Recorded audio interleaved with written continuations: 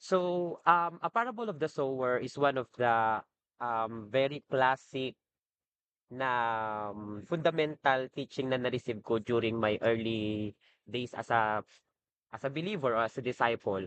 Actually, yung pinaka-background nito, nung way back 2015, nasa summer camp kami. Kasi po, di ba yung mga laking simbahan dito, baka nakaka-relate kayo, may mga summer camp sa mga churches. May mga camps para sa mga youth, sa mga women, sa mga men, sa mga workers. May mga ganun tinatawag. At every summer, lumalabas kami para yung pinaka-last day ng camp, yung mag-swimming, ganun, o kaya gumala, parang ganun. Pero may fellowship pa rin, tsaka may pag-aaral pa rin. During at that time, noon way back 2015, ano na yon, unang araw ng aming summer camp sa Valenzuela, sa isang private pool sa Valenzuela, itinuro 'to itinuro 'to ng spiritual mentor ko, um, habang nakikinig kami noon bilang mga kabataan noon, kahit nade-devotion na namin yung Matthew, Mark, Luke, and John, nade-devotion na namin siya. Yung grabe yung pagkaano noon na parang pumapasok lang siya sa kabilang tenga at lumalabas sa kabilang tenga. Hindi ko talaga siya nauntindihan. Sabi ko noon, hindi naman ako bobo kasi hindi naman sa pagyayabang, first honor ako sa school namin mula first year to third year. Pero pagdating sa salita ng Diyos, parang at that time, nabobobo talaga ako. As in, hindi ko siya para siyang ano, alam mo yung parang nakikinig ka, pero ano daw? Parang lahat ng sinasabi ng mentor namin noon, puro question mark sa isip ko. Di ba minsan may mga ganun tayong karanasan na uma-attend tayo ng mga Bible study, pero ano daw pinagsasabi nito? Hindi ko naiintindihan. Parang mga ganun. So nakaka-relate ako sa ganung kalagayan kasi I've been there before. Na-experience ko yon. Pero ito, 11 years way back, ganun yung pagkaunawa ko nito. So, habang tumatagal siya, habang nababalikan, nababasa, nag-grow yung pagkaunawa ko sa salita ng Panginoon. So, ito, Parable of the Sower, hindi ko ito natutunan last week lang. At hindi ko lang natutunan to nung binulay-bulay ko this week. Natutunan ko to way back pa. So, para siyang a decade ng pagtatanim ng salita ng Panginoon. So, Parable of the Sower, ano ba ang parable? Ang parable, a short story in the Bible that has a deeper spiritual meaning. So ang Panginoon, gumagamit siya ng mga parabola para makakonect sa kanyang mga audience. Nagpapahayag si Lord sa mga farmers, sa mga yung mga nag-ano sa ano ba tawag dito sa baybayin, ano ba tawag doon? Mga fishermen, sa marketplace, sa mga temple. So ang Panginoon hindi siya natatalian na dun lang dapat sa church magpahayag. Makikita natin yun ngayon dito sa binasa natin. So, makikita din, kasi since po ito ay synoptic gospel, makikita din po yan sa Matthew chapter 13, makikita din to sa Luke chapter 8. At etong Mark, makikita siya dito sa Mark chapter 4. Isa sa mga favorite kong teaching sa Bible. Okay? So, ano na tayo? Ba't ayaw niya na?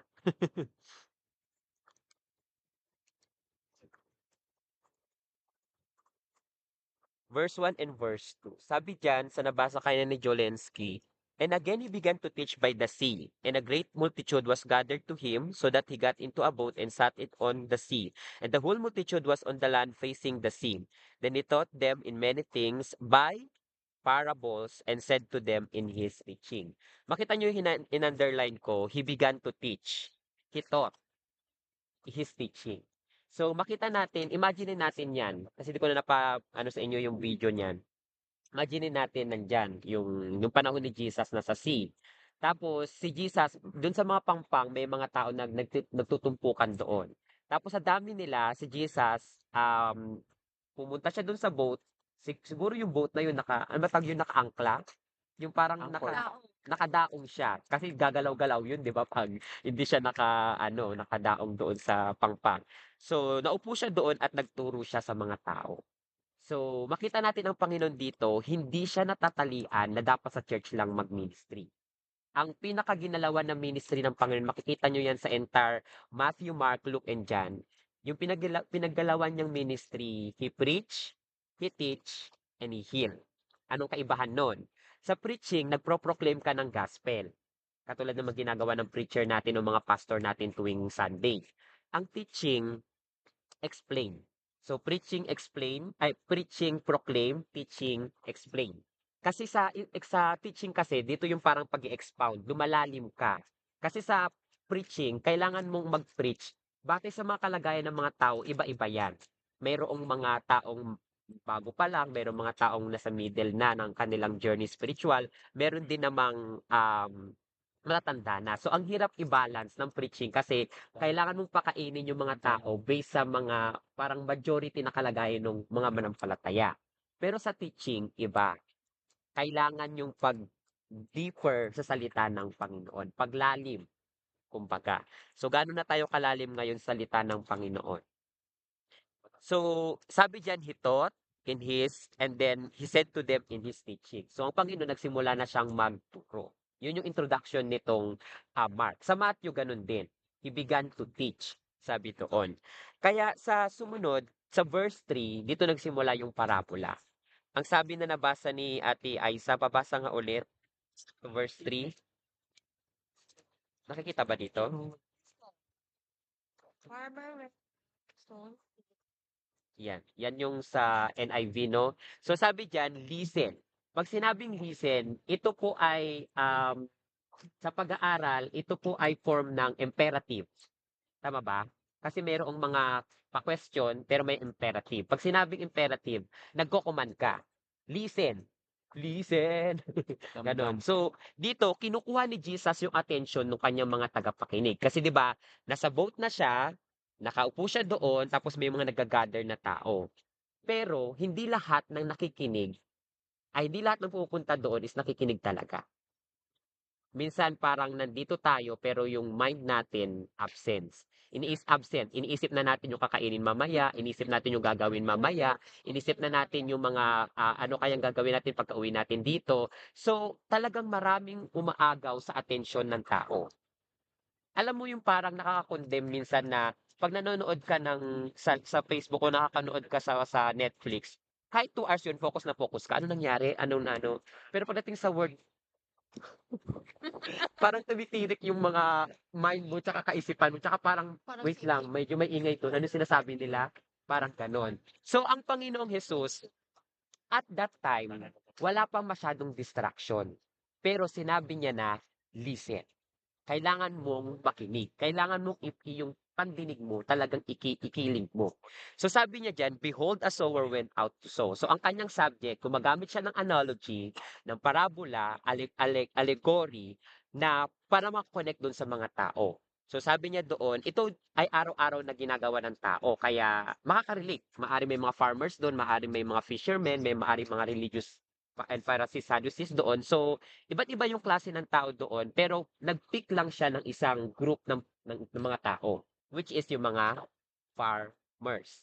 So sa farmers, sa kanyang paglabas, went out, 'di ba? Pag sabing went out, lumabas ka. Kasi hindi naman pwede nagtanim ka pero nasa loob ka ng bahay. You need to went out to sow. Pwede din 'tong gamitin sa evangelism. Kasi gusto mo mag-evangelize, pero hindi ka naman lumalabas para humayo. Anong makukuha mong paano ka magiging soul winner? Paano ka makaka-win ng mga soul? Pero dito, a soul went out to sow. S-O-W, pagtatanim yan. So, ano nangyari? Ang sabi diyan sa ano, papasa nga Rod ng verse 4. Verse 4. And it happened as he sowed that some seed fell by the wayside, and the birds of the air came and devoured it. Ayan. So, yung binhi, ah, walang problema ang binhi, ang salita ng Panginoon. So, yung lumabas, may dala-dala siyang bag katulad na nakita natin kanina sa picture para ma-picture out lang natin siya. Ngayon, 'pag sinabing wayside, 'di ba halimbawa itong daanan, sa tabi ng daanan may mga nalaglag doon na mga, seed o mga binhi. Pero yung seed na yon na nalaglag doon, agad-agad yung birds of the air, mamaya i-re-reveal diyan kung ano ba yung birds. Kasi again, ito ay parabola, ito ay allegorically na mga na story, pero may deeper meaning 'to. Mamaya i-re-reveal diyan. Tinuka daw, 'di ba? So yun ang translation sa Tagalog, tinuka. Kasi nalaglag lang doon yung binhi, eh, pero tinuka siya ng ibon. 'Di ba? So, anong problema ng first ground na 'to? Mamaya din i-explain sa atin. I-ano muna natin, pahapyawin muna natin. Sumunod, ang sabi sa verse 5 tsaka sa verse 6, some fell on a stony ground. Yun yung pangalawa. Kanina, wayside. Sa tabi ng daanan sa Tagalog. Dito naman, sa pangalawang type of ground, stony ground. Mabato naman. Where it did not have much earth. Pag sinabing earth, wala siyang masyadong lupa. Mabato eh, kaya mabato. Wala masyadong lupa. And immediately it sprang up. So tumubo. Wow, tumubo. Pero it had no depth of earth. Wala siya masyadong lupa, kaya walang pag-aanuhan yung ugat. Anong nangyari? But when the sun was up, wala na, nag-ano na yung araw. It was scorched, and because it had no root, it withered away. So dahil sa wala siyang root, ano nangyari sa pangalawang type ng heart? Namatay. Yung binhing na itanim. Nuggets?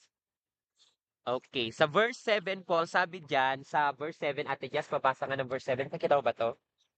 Some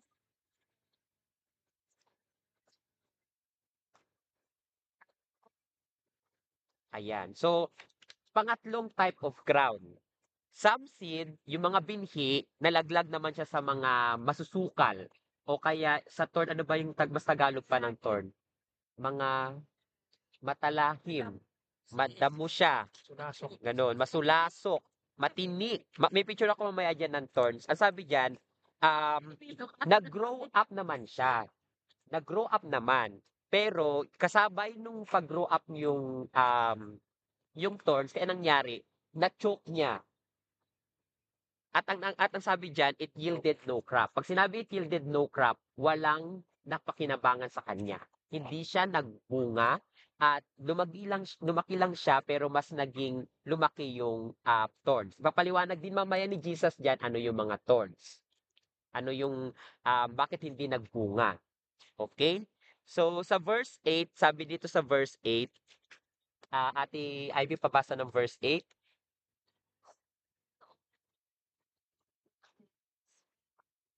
mm, 30-fold. Ayan. So, dito, ever since na na-introduce to sa akin, gusto ko lang maging ganito ang klase ng puso meron ako. Other seed fell on a good ground. So, kanina meron tayong wayside. Pangalawa, stony. Stony ground. Pangatlo, thorny. And then pang-apat, good ground o good soil. So dito, sabi diyan, ito lang yung tanging klase ng lupa na nag-yield ng fruit, na nag-yield ng crop, na napakinabangan. Sabi diyan, nagbunga siya, it produced some 60, some 30, some 60, and some 100. So iba-iba yung bunga. Merong, di ba kasi minsan sa puno, kahit sabihin mong mangga yan, iba-iba yung na-harvest mo doong puno. Ay bakit ito parang 500 tapos dito naman parang 1,000 tapos parang dito naman 1,500 yung nakuha ko dito. So, iba-iba yung bunga. Pero ang mahalaga, nagbunga. Mahirap yung wala talagang bunga. So, dito, sinasabi ni Jesus dito, mayroong klase ng puso na nagbubunga. So, nasusundan po ba yung pag-aaral? Hindi naman malalim, hindi naman pumapasok dito, lumalabas sa kabila. So, sabi dito sa verse 9, He said to them, He who has an ears to hear, let him hear. Ilan yung tenga natin? Dalawa. Pares. Dalawa. Pares. Dalawa ang ating mga tenga. Pero sabi ni Jesus dito, sa sino mang mayroong mga tenga, let him hear. Makinig kayo. Kasi kung matatandaan natin, sinabi niya kayo na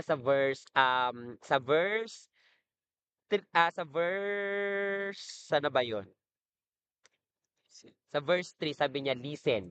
Kinuha na ni Jesus yung pandinig ng mga tao. Kumbaga, kinukuha niya yung attention ng mga pandinig ng mga tao. Pero sinisigurado niya na sa verse 9, he was an ear to hear, let him hear. Pinaulit-ulit din to nung nag-aaral tayo sa Revelation. So, pinapaulit-ulit dito na salita yan mismo ng Panginoon, kaya nakaread siya, na sa sino mang may pandinig, gamitin nyo yung pandinig nyo. Kasi nga, again, may pandinig tayo, nandito tayo. Pero saan ka nakakarinig? Nakikinig mo yung ingay doon, naririnig mo yung mga dumadaan. Ang daming mga distraction sa paligid. Kaya ang sabi ng Panginoon, sa sino may pandinig, i-focus natin yung pandinig natin sa kanyang mga salita. Pakinig ay ikiling. Sinasabi yan paulit-ulit sa Proverbs. So, dito makita natin, kung hanggang dito lang nabasa natin, parang maunawa na ba natin yung parables? Pag hanggang dyan lang yung nabasa natin, hindi. So, kailangan natin siyang pag-aralan in a context. Kumapit na. Ano ang purpose ng parable? Kasi ang Panginoon, pag nagtuturo siya, syempre may purpose yon. Purpose sa Tagalog is layunin. Ano yung layunin? Bakit sinare yung parable na yon? Okay? So, hindi naman pwede nagturo ang teacher ng math tapos hindi ka matututong mag-compute. Hindi naman pwede nagturo ang teacher ng science tapos hindi mo alam yung mga faculty ng mga science like biology, may chemistry, mga gano-ganon. So, bawat pagtuturo, mayroong layunin, mayroong purpose. Kaya dito sa verse 10 to verse 12, ito yung purpose ng Panginoon. Bakit niya to tinuro?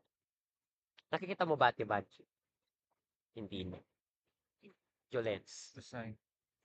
10. Verse 10. But when he was alone, those around him with the 12 asked him about the parable, and he said to them, Psalm 11, Yes. and he said to them, To you it has been given to know the mystery of the kingdom of God, but to those who are outside, all things come in parables. Kung matatandaan natin yung verse 1, maraming sinabing multitude pumunta kay Jesus. Maaring hundreds or thousand or 10,000 yung mga pumunta kay Jesus. Kasi talk of the town siya dati. Pinagkakaguluhan siya dahil nga nakikita talaga yung mga tinuturo niya is a life-changing teaching. So dito, bukod tangi yung mga disciple ang nagtanong privately, sabi sa Matthew, pinasok nila ang Panginoon. Maaring ubawa, nasa tent lang ang Panginoon, tapos pinasok nila, tapos tinanong nila, Lord, ang sa Matthew, sa translation sa Matthew, sabi niya, why do you use parables? Pero dito, sabi nila, ano ibig sabihin ng parabola na yon? Kasi doon lang sa discipleship level, ang merong desire na magtanong. Nagigets? Hindi lahat ng mga tao, interesado talaga sila sa salita ng Panginoon. Tanging yung mga taong nagtatanong ang interesadong matuto. Di ba? Katulad sa halimbawa sa pag-aaral natin sa mga academically, pag nagtatanong yung estudyante na yan, mayroon siyang dalawa. Dalawa yung layunin niya. It's either nagtatanong siya dahil hindi niya talaga alam, or maaring yung isa namang tanong, yung natanong siya dahil gusto niya lang subukin yung kaalaman ng teacher niya hanggang saan yung nalalaman ng teacher niya. Pero dito, yung mga disciple, hindi talaga nila alam. Nasa discipleship level yung paglalim natin. Again, hindi dahil sa pumili ang Panginoon sa 12 disciples, ibig sabihin nun, sinasabi niya na kayo lang yung merong kakayanan makarinig. Lahat ng tao, available na gusto niyang matuto ang lahat. Pero nasa discipleship level, yung nagtatanong. Kasi syempre nagtanong ang Panginoon, kung nagtanong ang mga alagad, sumagot ang Panginoon. Hindi po pwede na pag nagtanong, walang sagot. Anong sagot ng Panginoon? To you it has been given to know the mystery of the kingdom of God. The kingdom of God is very famous noon sa Matthew, Mark, Luke, and John kasi yan ang palaging ginagamit ng Panginoon. For example, the kingdom of God starts from the seed na itinanim mo sa puso mo, sabi ng Panginoon sa ibang gospel. Dito makikita natin, doon sa discipleship level, sinabi niya ng tahasan or direktahan, hindi na siya gumamit ng kung ano-ano pa. Direktan ng sinabi na sa inyo, binigay yung kakayanan na makaunawa sa mga mystery ng kaharian ng Diyos. Kasi itong parable na to, mystery to, para doon sa mga nasa labas. Pero doon sa mga discipleship level, sinabi ng Panginoon, kaya nyong unawain. Sa inyo ibinigay, ipinagkaloob na maunawaan nyo yung mystery ng kaharian ng Diyos. But to those who are outside, all things comes in parables. So parang, nung binubulay-bulay ko siya, kawawa naman. So parang, yung mga nasa labas o yung mga nasa multitude, ano yun? Pumapasok lang sa kabilang tenga, lumalabas din sa kabilang tenga. Hindi nila napakinabangan yung salitang tinanggap nila. Ibig bang sabihin nun, parang sinet aside ng Panginoon na, o yung mga nasa labas, wala kayong karapatang makaunawa. O kayong mga disciple, dito kayo, tuturuan ko kayo. Ganun ba ang Panginoon sa pagkakilala natin? Hindi. Ang tao ang mayroong respond nun. Tayo ang nagre-respond. Hanggang kailan mo gusto o hanggang saang level mo gustong matuto sa Panginoon. Kasi kung ako, tumigil na ako noong 2015, hindi ko to naunawaan. Saan na kaya ako pinulot ngayon? Sa kangkungan. Hindi ko na din alam kung saan ako ngayon. Pero dito kasi, pinapakita lang ng Panginoon dito, sa discipleship level, dito yung time, ay dito yung parang level ng ating spiritual na kalagayan na nakakaunawa tayo. Nag-grow yung ating pangunawa. Kasi kahit ang Panginoon, sabi doon sa gospel na siya ay nag-grow in structure, physical, nag-grow din siya in knowledge, in wisdom, at also sa mga sa harapan ng mga tao. So, yung pag-grow, kailangan yun yung pag-grow sa kapwa, sa mga manampalataya. Sabihin nga natin, gusto kong mag-grow, Lord. Yun, gusto natin mag-grow. Lahat tayo ayaw natin maging bansot. Na parang 10 years ka na, 20 years ka na, bansot ka pa rin spiritually. Yun. So, yun. Sa verse 12, ang sabi sa verse 12, so that seeing they may see and not perceive, and hearing they may hear and not understand, lest they should turn and their sins be forgiven them. Ito po ay kinuha ng Panginoon, ikinukot niya sa aklat ni Isaiah. Sa Isaiah chapter 6 po, nung tinignan ko yan, yung cross-reference niyan, sa Isaiah, tinawag siya ng Panginoon. Bago siya tinawag, meron siyang divine encounter sa templo na nagpakita yung seraphim ng Panginoon tapos nilinis yung kanyang dila dahil marumi. Yung mga lumalabas sa dila natin. Di ba, marumi. Pero after niya masanctified, sinugo na siya ng Panginoon. Ang sabi ng Panginoon ni Yahweh, nagsasalita siya dito, isusugo kita sa bansa, which is the nation of Israel, na matitigas ang mga puso. At ang sabi doon sa verse 10, so that seeing they may see. Binuin mo yung nakakakita nga sila, pero parang di sila nakakakita. Alam mo yung parang nagbabasa ka, pero parang, ano ba yun? Parang, parang ganon. Seeing they may not perceive. Ano Tagalog sa perceive? Yung parang hindi intindi ba?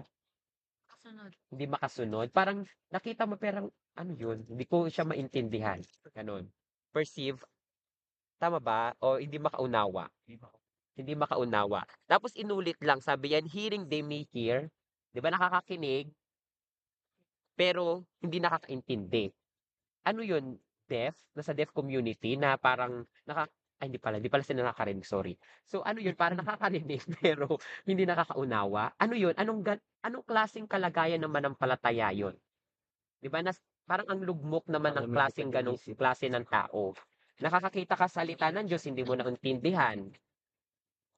Nakakarinig ka, pero hindi mo naunawaan. So, parang gusto mo na lang maging disable. Kasi nakakarinig ka pala, pero parang hindi mo na naiintindihan. Alam niyo po ba, dumating ako sa part ng ganon. Sa isang dekada kong pagiging Kristiyano, may mga time na kapag nagpe-preach ako sa labas, sa mga house to house namin mga mayroong mga time na naunawaan ko siya agad-agad yung message ng Panginoon. Pero may mga time na talagang wala ako naiintindihan. Sabi ko, Lord, ayaw mo na ba magsalita sa akin? Ayaw mo na ba akong gamitin? Kasi alam niyo yung magre-ready ka ng message o kaya teaching, madaling araw na wala ka pa rin naunawaan. As in, walang dumarating sa isip mo. Parang ganon. Doon ako tinuruan ng Panginoon na maging mag-lean sa Kanya, sa Kanyang karunungan. Hindi dahil sa naunawaan mo na, yun na. So, medyo lumalalim na ako dito. Going back, sa nation ng Israel, matigas talaga ang puso nila. Hanggang ngayon, kahit may mangaral at mangaral sa kanila, nandun pa rin talaga sila sa Judaism na batas nila. Meron nga ako napanood isang Korean na missionary sinend doon. Nagpipreach siya sa parang street broadcasting nila. Grabe yun, dumaan lang yung isang Jewish, pinagsampal siya. Di ba? Nakakalungkot na until now, sinasabi nila that sinasabi nung preacher na yon na Jesus is our Savior, pinanganak siya dito, ganyan-ganyan, pero bakit kayo naniniwala? Pero nga, sa pinag-aralan natin sa Revelation, mayroong time na talagang pagmamatigasin yung puso nila. Until sa time na talaga magbabalik loob sila ang nation of Israel. Pero ito kasing pagkasugo kay Isaiah na to, yun ang sinasabi ng Panginoon sa mga Jewish. No? Pero kahit naman sa mga tao, in general, may mga tao pa ring nakakarinig pero parang hindi nakakaintindi. Mayroong mga kita sa salita ng Panginoon, pero parang iba yung pagkakita nila. For example, nagbasa ka ng Bible, pero parang di mo nakita ang Jesus doon. Ano yung binasa mo para magkaroon ka lang ng karunungan? Katulad ng mga atheists, 'di ba? Na pinag-aaralan nila ang Bible. Mayroon daw atheist na nag-aral ng Bible pero parang hindi niya na-encounter doon si Jesus. Nakakalungkot yung ganong klaseng kalagayan ng isang tao. Yun. So, kanina in-introduce ng Panginoon yung parable of the sower, tapos pinakita niya yung purpose, bakit ano yung parable na yun or bakit niya yun i-shinare. Ngayon naman dito sa 13 to 20, ito na yung last part. I-explain niya na kung ano yung mga parable na yun. Kasi nga, ang mga disciple nagtanong. Siyempre, pag nagtanong, merong sagot. Hindi naman pwede nagtanong ka pero hindi naman, di ba minsan parang magtatanong tayo pero parang hindi naman in-explain ata yung tinanong ko. Pag ikaw ang estudyante, pag nagtanong ka, gusto mong nasasagot yung tinanong mo. Hindi naman pwedeng ito yung tanong mo pero parang pumunta dito yung sumagot. Yun. So si Jesus, direct to the point siya. Sa 13 to 20, sabi diyan, pabasa nga, nakikita mo natin ba?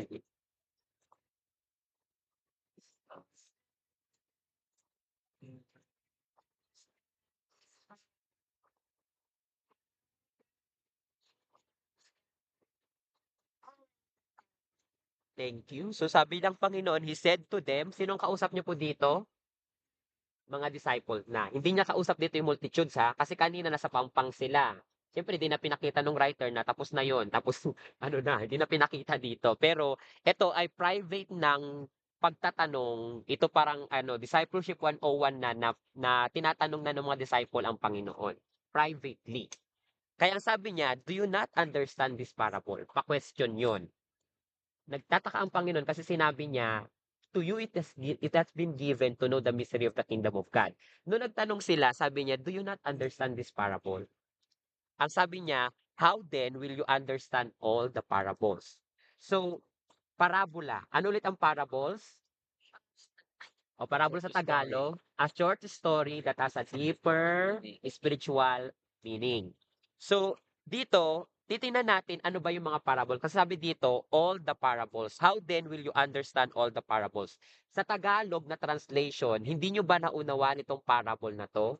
Paano nyo maunawaan yung mga ibang parable? Kasi nga, sa Bible, mayroong pinapaniwalaan sa pag-aaral na 35, range 35 to 40 na parable. Isang parable pa lang to. Kung halimbawa, isara natin sa 40. So, mayroon pang 39. Kung hindi mo naunawaan isang parable, hindi mo maunawaan yung iba. Ganon direktang sinasabi ng Panginoon. Nasundan po ba natin? Isipin natin tayo yung mga disciple na kinakausap ng Panginoon. Ang sabi niya sa atin, do you not understand this parable? First question. Second question, how then will you understand all the parables? So kung may 40 na parables, kung isa doon sa 40 na yun, hindi mo maintindihan, hindi mo na maunawaan yung 39. Parang madali lang yan sa math. Diba? Kung hindi mo naintindihan yung addition nung grade 1, grade 2 ka pa lang, tapos sa grade 5 ka na, sabi ng teacher mo, hindi ka ba na grade 1? Hindi ka ba na grade 2? Diba? Mahirap kang pumunta sa mga ibang faculty ng pag-aaral sa math kung hindi mo naintindihan yung mga basic yung addition, subtraction, multiplication, tsaka division. Pero dito ang Panginoon, pinapakita sa atin, sa Gospel ni Matthew, mayroong 20 plus na parable. Parable of the leavened bread, parable, lahat ng mga parable na alam natin. Sa Mark naman, merong 8 to 10 parables. Isa na to sa ginamit natin ngayon. Sa Luke naman, merong 20 plus na parables. Sa Luke, kasi po 'di ba, kinikilala yan, sabi nga natin Ted, yan ay mga synoptic gospel. Matthew, Mark, Luke. Bakit siya sinabing synoptic gospel? Dahil yung mga ibang account, mga ibang mga pangyayari, makikita mo din sa Matthew, makikita mo din sa Mark, makikita mo din siya sa Luke. Pero pagdating kay Luke, medyo unique yung kanyang mga naka-detail doon. Sa John, sa pinag-aralan natin sa John, wala daw. Zero parables. Gumagamit lang ng mga symbolic na teaching para ipakita yung pagiging kakaiba niya siya sa Book of John o sa Gospel of John. At doon makikita natin yung mga 7 I ams. I am the bread of life. I am the living water. Maraming mga 7 I.M. sa binabanggit ang Panginoong Yesus doon sa pinag-aralan natin sa John. So, kung merong 40 na parable, sara natin sa 40. Pag hindi mo naunawaan ito, hindi mo na hindi mo maunawaan yung ibang parables. So sabi ng Panginoon sa 24, talon tayo sa 24, sabi diyan, then he said to them, pay attention to what you hear. Kanina, listen. Tapos those who have an ears, let him hear. Pero sabi niya dito, pay attention to what you hear. So nakikinig na kayo ngayon. Maganda na 'yan. Pero nagpe-pay attention ka ba talaga sa pinapakinggan mo?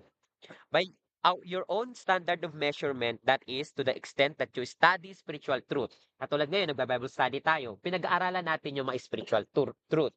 Nag-aaral tayo in spiritual truth. Pero sa pag-aaral ng spiritual truth, kailangan mo din applyan ng godly wisdom.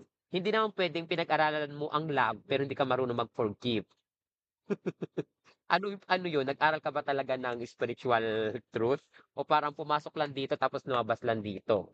'Di ba? So, it will be measured to you and you will be given greater ability to respond and more will be given to you aside. So, kung naunawaan mo 'to, mas bibigyan ka pa ng Panginoon ng ma-unlock mo pa yung mga ibang parabola.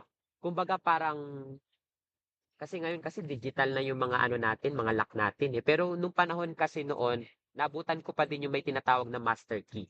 'Di ba? Sa malaking bahay, kahit iba-iba yung susi doon, mayroong master key na tinatawag. May ganun po ba kayo nabutan din dati? Sa amin yung kahoy Oo. lang. O, ganun. Siyempre Oh, na. yung mga master key. 'Di ba? Yung mga master key, meron silang isang master key para sa lahat ng mga pintuan sa loob ng bahay. Ngayon kasi mga digital na. Hindi ko alam eh. Pero mayroong Nabutan nila. master key na tinatawag. So parang ganun din 'to. Itong parable na 'to, ito ay parang master key. Okay? Balik tayo. So, mula sa 13 to 14, pinapaliwanag na dito, in-explain na dito yung parable. In-explain na dito yung parable. Ang sabi niya, kasi kanina 'di ba sa verse 3, a sower went out to sow. Yung farmer, lumabas siya para magtanim. The sower sows the word. Pinakilala niya na dito ano yung binhi. Ano yung binhi? Batay dito. The word. Anong klaseng word? The word of God. Hindi to the word of mouth lang o the word ni Jolen. It is the word of God. The seed is the word of God. So, ang tinatanim dito, ang salita ng Panginoon. For example, ngayon, nagtatanim ako ng salita sa inyo. Kanina, nang nakikinig ako kay Ron, nagtatanim siya ng salita sa atin. So, yung mga nag-share sa atin, nagtatanim kayo ng spiritual na salita sa amin. So, dito, pinakita ng Panginoon, the sower sows the word. Pinakamaikling sentence doon sa parabola na to. The sower sows the word. Anong klaseng binhi ang itinatanim mo? The word of God ba? Or the word of devil? Anong klaseng word ang tinatanim mo? Anger ba or forgiveness? Love ba o unforgiveness? Love ba or hatred? Diba? So, we need to sow the word of God. Tulad niyan, daming distraction. Sa verse 15, pati yung teacher na distract. Verse 15, kuya, doon pabasa. And these are the ones by the wayside where the word is sown. When they hear, Satan comes immediately and takes away the word that was sown in their hearts. Ayan. Gusto ba natin maging sa wayside ng ating puso? Kasi ang wayside, ang classification dyan, natanim naman yung salita ng Panginoon. Natanim naman. Where the word is sown. Pero when they hear, pagkarinig na pagkarinig nila, Satan comes immediately. Pag sinabi immediately, agad-agad. Alam niyo po si Mark, favorite niyang sabihin yung salitang immediately. Consistent mo yun makikita sa kanyang writings. Immediately, immediately, immediately, immediately. Immediately, and takes away the word that was sown in their heart. So nakarinig, natanim sa puso, pero kinuha agad ng kaaway. Yung birds na sinasabi kayo ng tumuka, pinakilala na ng Panginoon na si Satan yon. Si Satan yon. Kasi nga sa John 10:10 sinasabi, the devil comes, the enemy comes to steal, to kill, and to destroy. So kapag killing, kapag stealing, at kapag destroying, ang kaaway yon. Minsan magtatanong ka, nakarinig naman ako ng salita nung Sunday tapos alam ko na tanim ko yun sa puso ko pero parang nasaan na siya dito? Nasaan na siya dito? For example, nakarinig ka ng peace tapos may pinagdaanan ka. Tapos nagtataka ka, bakit wala na doon? Doon ka mag-reflect. Napaito ka ako na ba sa kaaway? Na-snatch na ba ng kaaway? Nasaan na siya dito? Alam ko parang dito ko lang 'to nilagay, eh. Yun. So, dito pinapakita sa verse 15, yung first type ng ground is the wayside. Sa Tagalog, sa tabi ng daanan. So, kung yan ang daanan, diyan lang sa medyo tabi-tabi. Yun, tabi ng daanan.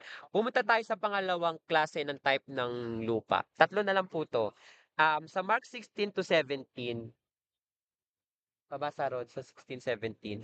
Or 16 to 17. These likewise are the ones sown on stony ground, who, when they hear the word, immediately receive it with gladness, and they have no root in themselves, and so endure only for a time. Afterward, when tribulation or persecution arises for the word's sake, immediately they stumble. Ayan. So, ito na po ay pang-ilan na ng klase ng lupa na in-explain natin. Dalawa. Pangalawa pa lang. Kanina sa wayside, ito naman sa stony, mabato, sa batuhan. Sa batuhan naman, nakarinig sila ng salita ng Diyos. Nakarinig sila ng salita ng Diyos, susundan po ba? Pero immediately, ni-receive din nila with gladness. Yung alam mo yung nakarinig ka ng salita ng Diyos, tas mayroon ako mga tao na encounter ng ganun. Parang, na-bless po ako pastor sa message mo, na-bless po ako preacher sa message mo, ganyan, ganyan. Tapos, pagbaba kasi third floor yung ano namin, yung church namin, pagbaba pa lang, ayun na. Yung sinasabi na na-bless doon sa taas, pagbaba pa lang, yaw-yaw na. Kasi ang nangyari, they have no root in themselves. Tapos, so endure only for a time. Minsan nga, wala pang 30 minutes eh. Hindi pa nabuo yung a time. Hindi pa nabuo yung isang oras. Afterward, when tribulations, persecutions arises for the word's sake, immediately, they stumble. Yan naman yung salitang immediately. So, agad-agad. So, dito sa type ng stony ground, napakinabangan ba yung salita ng Diyos? For a time. Kasi ni-receive naman nila with gladness. Na-bless sila. Pastor, na-bless po ako sa message mo. Saglit lang. Pagbaba, wala na. Nakakalungkot yung ganitong klase ng lupa. No? So, yan yung pangalawa. Pangatlo, ang sabi sa pangatlo, meron pabasa nga ng pangatlong klase ng lupa. Verse 18. Dalawa. 18-19. Okay, now these are the ones sown among thorns. They are the ones who hear the word 19. And the cares of this world, the deceitfulness of riches, and the desires for other things, entering in choke the word, and it becomes unfruitful. Ayan. Gusto ba natin maging sa attorney ang ating puso?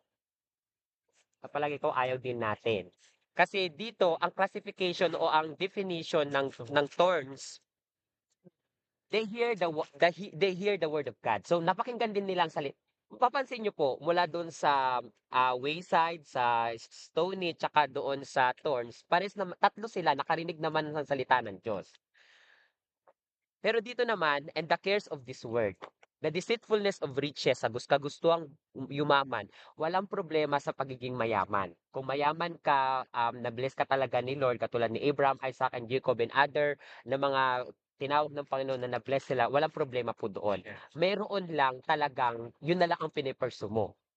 Sabi dito, and the desires for other things, maaring sa career, gusto ko pang maabot yung ganitong career, gusto ko pang maging ganito, gusto ko pang maging ganito, gusto kong puntahan yung ganito, mga ganon. Ang nangyari doon, yun ay mga binhi, when entered in our hearts, chinook niya yung salita ng Panginoon. Parang pag sinabing choke, mas naging malago yun kaysa sa word ng Panginoon. Kaya ang nangyari, it becomes unfruitful. Hindi napakinabangan yung salita ng Diyos. Pag sinabing unfruitful, hindi naging mabunga. Or for example, parang, ang tagal naman nitong mangga na to, pero parang di pa rin siya namumunga.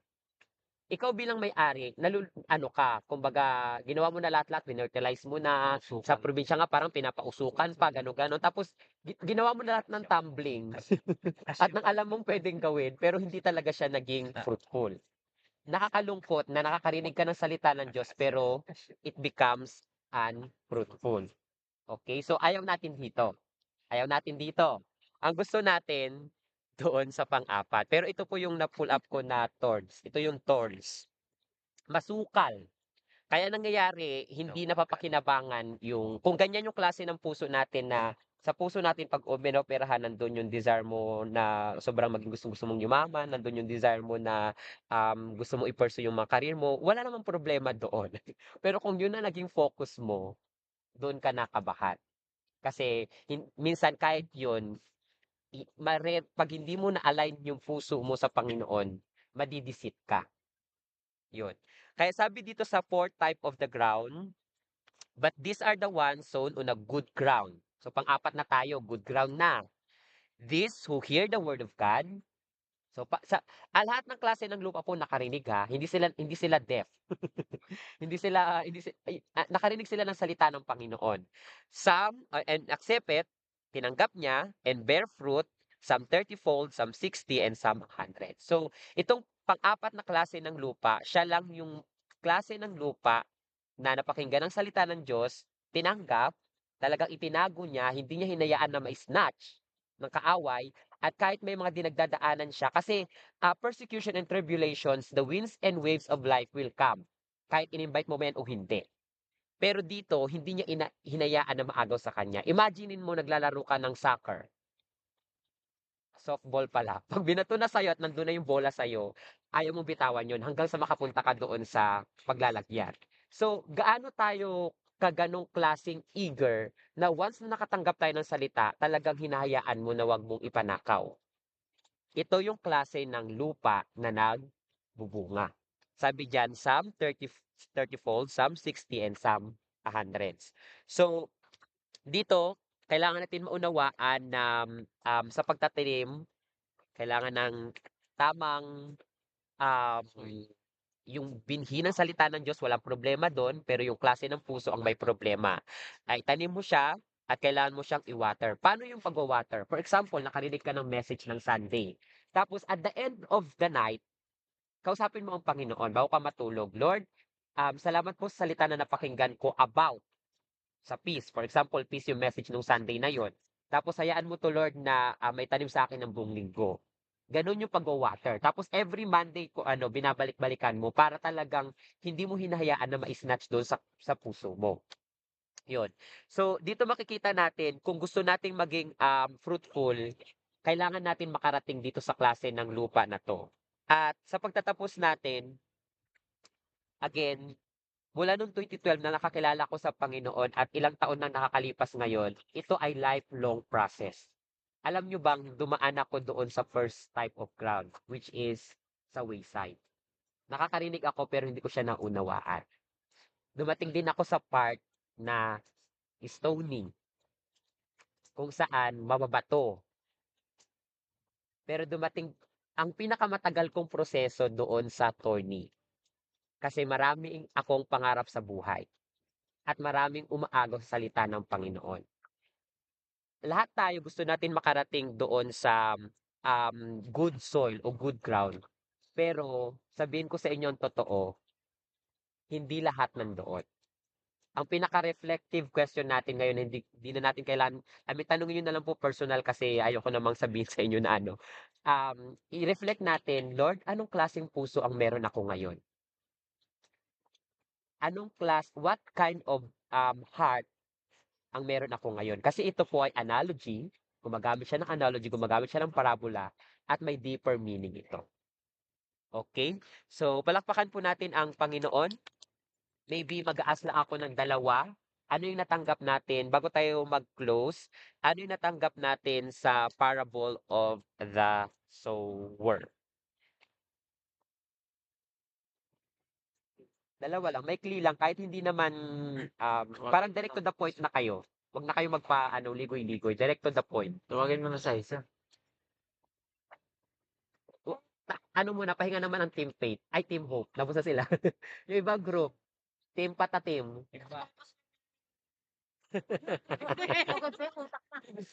Maikli lang, ano yung natanggap natin? Stony na tayo rin. Ay, ano ata? Tawag dito. Anong klase ng puso meron tayo ngayon?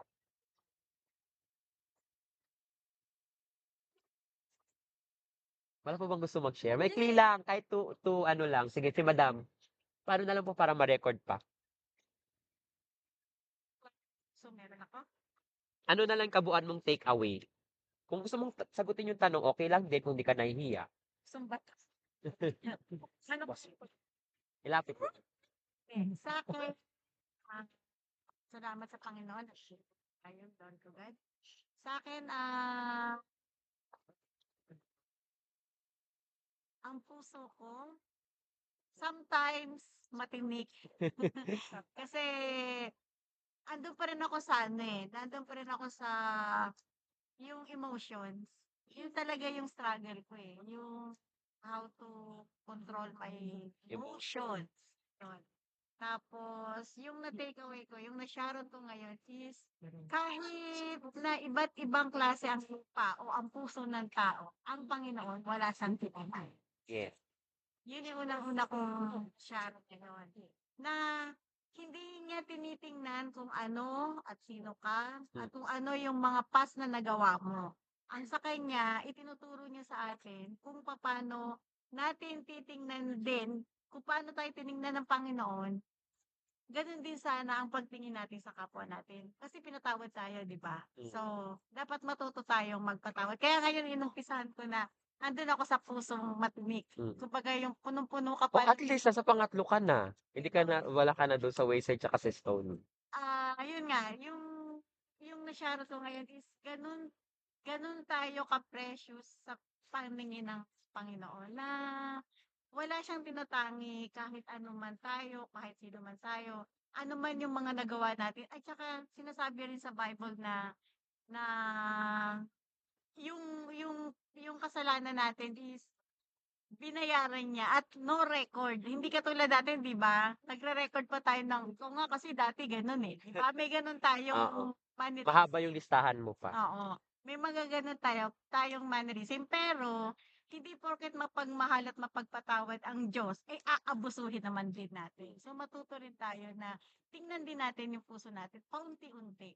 Paunti-unti. Ang hirap talaga maging Kristiyano actually, pero nandun na tayo sa process. 'Di ba yung katulad nga nung inano ko nung last nung nag-ano na, the moment na nag-decide tayo na ihakbang natin yung isang paa natin, dapat automatically nakapalo na yung isang paa para we're moving. Forward, Oo, hindi backward. kumbaga, Hindi ka mapisot. we keep moving. Ganun kasi ang Christian talaga, di ba? It's a long process talaga. Hindi siya madaling journey. Pero naandun na tayo eh. So, salamat sa ganitong chances na lahat tayo, kumbaga, walang iiwanan. Kumbaga, lahat tayo nagtutulong-tulungan, nag-sharing, natututo tayo bawat isa. So, yun. Okay. Lakpakan natin si Lord. Sino pang magsisegunda de mano? Sige, may women's na tayo, men's naman, para may boses ang kalalakihan. Yeah. Yun eh. Okay lang, Rod. Ay, ano, Jers. Wala pa naman siya. Parang hindi lang pwede magtanim lang tayo ng balin. Salita ng Diyos. Kailangan din na magbunga ito. Mm. Para makita na hindi tayo yung nasa ano lang na Patukan, mabato. daanan. Kailangan ito magbunga at ang bunga nito ay ito yung magliligtas sa atin. Kung ang bunga ba ito ay kakalugod ng Panginoon o kung ang bunga ba nito ay